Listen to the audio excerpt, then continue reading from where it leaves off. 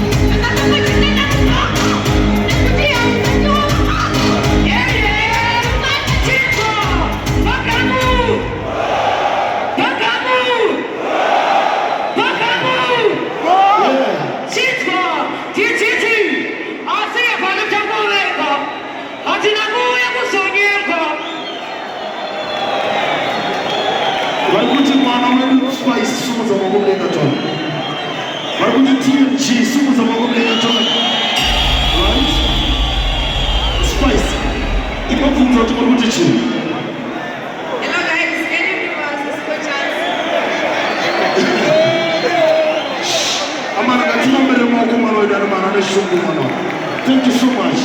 Uno selta pa kupere mwana. Maziva, the team of Moko, one more time.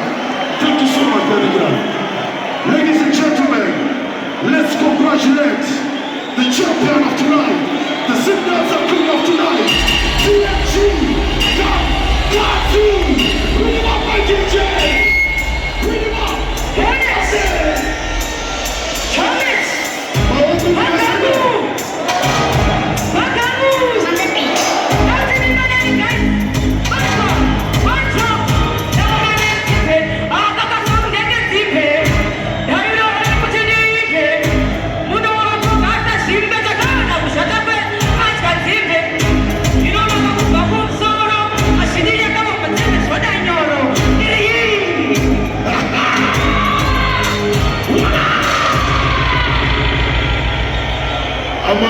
Amana. Patience, please. One over Gonoy. I'm going 3 years at HQ Kakulash. National Kakulash 2025. A vital champion. The team of Moko, one more time. Congratulations to you, TNG, Kamkazi. Amana, as for the player up a stage, Pana Bandit. Vanala, Rabuza Mangoma. Let's go on my Facebook page and support them. Got it download the music TNG to the world. Big up yourself, girl. That you bring them final boys. Yo, all out for them.